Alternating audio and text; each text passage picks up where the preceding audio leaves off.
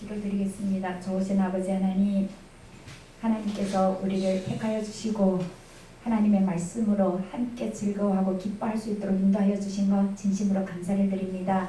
열방전파교회에서 하나님의 말씀을 증가하오니 아버지 하나님께서 증가하는 자나 듣는 자나 한 성령 안에서 오직 하나님께만 영광이 될 수 있도록 우리에게는 하나님의 말씀만 받아들일 수 있도록 우리 마음을 주관하여 주시고 하나님 영광 받아 주시옵소서. 아멘. 함께하여 주실 우리 하나님을 찬양하며 귀하신 예수님의 이름으로 기도합니다. 아멘. 오늘 처음 보시는 분들이 많으신데요. 저는 중국 신앙에서 사역을 하다가 온 이연아 목사입니다. 오늘 성경 말씀은요. 이사야서 66장 10절로 14절 말씀, 이사야서 66장 10절로 14절 말씀 봉독해 올리겠습니다. 예루살렘을 사랑하는 자여 다 그와 함께 기뻐하라. 다 그와 함께 즐거워하라. 그를 위하여 슬퍼하는 자여 다 그의 기쁨을 인하여 그와 함께 기뻐하라. 너희가 젖을 빤 것 같이 그 위로하는 품에서 만족하겠고 젖을 넉넉히 빤 것 같이 그 영광의 풍성함을 인하여 즐거워하리라. 여호와께서 이같이 말씀하시되 보라 내가 그에게 평강을 강같이 그에게 열방의 영광을 넘치는 시내같이 주리니 너희가 그 젖을 빤 것 같으며 너희가 옆에 안기며 그 무릎에서 놀 것이라. 어미가 자식을 위로함같이 내가 너희를 위로할 것인즉 너희가 예루살렘에서 위로를 받으리니 너희가 이를 보고 마음이 기뻐서 너희 뼈가 연한 풀의 무성함 같으리라. 여호와의 손은 그 종들에게 나타나겠고 그의 진노는 그 원수에게 더하리라. 아멘. 오늘 본문 말씀을 받들어서요. 처음에 첫째를 보면은 그를 인하여 기뻐하라라는 그 말씀으로 제목을 삼아서 같이 은혜받고자 합니다. 이제 이사야서를 보면은 66장으로 되어 있죠. 우리 성경은 66권으로 되어 있습니다. 그리고 이 이사야를 보면은 40장부터 이제 신약에 대한 묘사가 나오고 있습니다. 뭐 사도 요한으로부터 시작해서 나오고 있는데요. 그러면은 66장을 보면은 계시록에 대한 말씀을 증거하고 있구나라는 것을 우리가 깨달을 수 있는데요. 본문에 보니까 예루살렘을 사랑하는 자여 다 그와 함께 기뻐하라라고 하시는데요. 그 자가 정말로 많이 나옵니다. 여기서 그 자는 누구를 가리킬까요? 우리 하나님을 가리킵니다. 하나님과 함께 기뻐하라. 성삼위 하나님의 그 사랑을 받은 자여 그와 함께 기뻐하라라고 말씀을 하시는데요. 또 보면은 그와 함께 즐거워하라. 기뻐하라, 즐거워하라 같은 뜻이죠. 근데 우리는 무조건 기뻐해야 하는데 누구와 함께요? 하나님과 함께. 죄악에서 우리를 건져주신 그 하나님과 함께 독신자도 아낌없이 우리를 위하여서 보내주신 그 하나님과 함께 우리는 기뻐해야 하고 즐거워해야 한다는 것을 우리들에게 말씀해 주시는데요. 그를 위하여서 슬퍼하는 자여 다 그의 기쁨으로 인하여 그와 함께 기뻐하라. 기뻐하라라고 하셨죠? 즐거워하라라고 하셨죠? 또 기뻐하라라고 합니다. 왜? 세상 살면서요 기쁜 일만 있는 것은 아니기 때문에 역경 가운데, 슬픔 가운데, 어려움 가운데 내 인생살이 한탄한 그 가운데에서도 기뻐하라. 왜? 우리는 하나님께서 구원하신 하나님의 자녀이기 때문에 그것 때문에 기뻐하라 하시고 즐거워하라 하시고 또 기뻐하라라고 하고 있습니다. 그러면서 그 기뻐함을 우리들에게 말씀해 주시는데요. 11절 말씀해 보니까요. 어떻게 기뻐하고 어떻게 그 기쁨에 젖어 있는가를 우리들에게 말씀해 주시는데요. 너희가 젖을 빠는 것 같이 그 위로하는 품에서 만족하겠고 누구의 품에서요? 우리 하나님의 품에서. 그 하나님의 품을 어떻게 느낄까요? 내가 너희를 자녀 삼았다고 말씀해 주시고 있잖아요. 요한복음 1장 12절에 어떻게 하실지요? 영접하는 자, 곧 그 이름을 믿는 자들에게는 하나님의 자녀가 되는 권세를 주셨으니라고 하고 있습니다. 우리는 다 믿는 자입니다. 그렇기 때문에 우리는 하나님의 자녀 권세를 누리고 살고 있습니다. 그러면 하나님의 자녀이기 때문에 엄마의 아들이기 때문에 엄마의 딸이기 때문에 엄마의 젖을 빨고 있습니다. 엄마의 젖을 빨고 나면 그 만족함 세상에 아무리 풍부가 있다 할지라도 아기는 엄마 품에서 평안합니다. 근데 그 평안을 기뻐하라 즐거워하라라고 하신 그 말씀 가운데 우리들에게 그 만족을 주신다는 것입니다. 세상 일 때문에 이사 목사님 그랬잖아요. 내 금식하는 것 세상의 것 다 버리라. 내 비우라. 그것입니다. 근데 우리는 그걸 다 비우고 나서 하나님 안에서 만족해야 된다고 하는데 하나님께서 그 비유를 어떻게 하는가 하면은 아기가 엄마의 젖을 빨고 만족한 같이 그렇기 때문에 너는 기뻐하라. 너는 즐거워하라.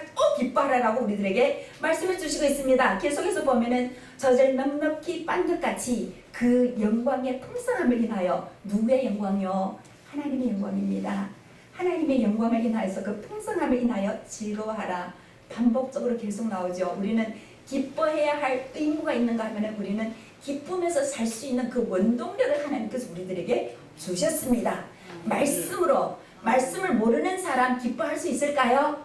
왜 이렇게 어려워? 왜 이렇게 힘들어? 라고 원망이 나오는데 우리는 하나님의 말씀을 가지고 사는 사람입니다. 우리는 달려가면서도 하나님의 말씀을 읽을 수 있는 사람들입니다. 마음판에 새겨놓고 있잖아요. 그래서 세상을 넉넉히 이길 수 있는 그 힘을 우리가 가지고 있는 자들입니다. 12절 말씀에 보니까 여호와께서 이같이 말씀하시되 보라 내가 그에게 평강을 강같이 그에게 열방의 영광을 넘치는 시내같이 주리니 여기에서 내가는 하나님입니다. 그에게는 나입니다. 여러분이시고 하나님의 택한 백성들입니다. 뭘 주겠다고요? 평강을 강같이 주시겠다고 말씀하고 있습니다. 아멘. 두려울 건 뭐가 있습니까? 우리가 어렵다 할지라도 하나님 앞에 무릎을 꿇고 하나님 감사합니다라고 하면은 감사는 넘치게 되잖아요. 우리는 다 그것을 체험한 사람들이잖아요. 하나님 안에서 우리는 그걸 체험하고 있고 우리는 즐거워할 수 있는 그 능력을 가진 사람들이라는 것입니다. 그래서 하나님께서 그걸 주시겠다고 하는데요. 너희가 그 젖을 빤 것이며 너희가 그 젖을 빤 것이고 빨 것이며 빨았잖아요. 그리고 또 빨 것이며 젖을 무엇으로 비유하고 있을까요? 하나님의 말씀이라고? 아멘. 하나님의 말씀입니다. 말씀을 먹고 나서야 우리가 만족함을 느끼게 됩니다. 세상의 것 건강하다고요? 건강한 사람 보니까 돈이 없더라고요. 돈 있는 사람 봤더니 건강이 없더라고요. 사람에게는 만족한 것이 없습니다. 하나님께서 사람을 만드는데요. 우리 심장 한쪽에요. 공간을 부어두셨대요. 그래서 세상 사람들도 진짜 어려울 때 예수 안 믿는 사람들도요. 하나님 하고 부르잖아요. 진짜 어려울 때. 진짜 힘들 때. 왜? 그 공간에 하나님이 계시기 때문입니다. 하나님께서 남겨두신 그 공간이라는 것입니다. 근데 우리는 그 공간에 하나님으로 가득 채우셨잖아요. 세상의 그 우리를 흔들릴 수도 없고 움직일 수도 없잖아요. 우리는 하나님의 말씀을 아기가 엄마의 젖을 빤 것까지 풍성하게 빨았고 젖을 빨고 나니까 만족했잖아요. 그리고 하나님께서 그 우리들에게 평강을 주시는데 강같이 주시겠다고 약속해 주시는가 하면 그만큼 또 주셨습니다. 그렇기 때문에요. 13절 말씀 제가 봉독해 드리겠습니다. 어미가 자식을 위로함 같이 내가 너희를 위로할 것인즉 너희가 예루살렘에서 위로를 받으리니 여기에서 예루살렘은 어디를 가리켜서 말씀하실까요? 교회. 그렇죠? 교회에서 우리가 하나님의 말씀을 증거하고 듣는 중에서 예수님을 믿는 그 모임 안에서 우리가 위로를 받을 것이라고 하고 있습니다. 그래서 우리는 어떤 환경 속에서 어떤 역경 속에서도 교회는 꼭 와야 된다는 것입니다. 거기에 하나님의 위로가 있고 하나님의 말씀이 있고 하나님의 평안이 있기 때문에 거기에 와서만 우리가 평안을 얻을 수가 있습니다. 세상에서는 절대로 얻을 수 없습니다. 너무 친한 친구가 있어서 친구한테 말한다. 그러면 어느 날인가 그 친구가 나와 사이가 좋지 않게 되는 날에는 바로 말이 이상하게 돌아가게 됩니다. 그래서 우리는 다 아는 사람들이잖아요. 하나님의 백성들이잖아요. 하나님의 자녀들이잖아요. 그래서 우리는 문제가 있으면 무조건 교회로 옵니다. 하나님께서 어미가 자식을 위로함 같이 예루살렘에서 위로해 주시겠다고 약속해 주시고 있습니다. 14절 말씀해 보니까 너희가 이를 보고 마음이 기뻐서 너희 뼈가 연한 풀의 무성함 같으리니 아까 누가 골다공증 말씀하셨죠?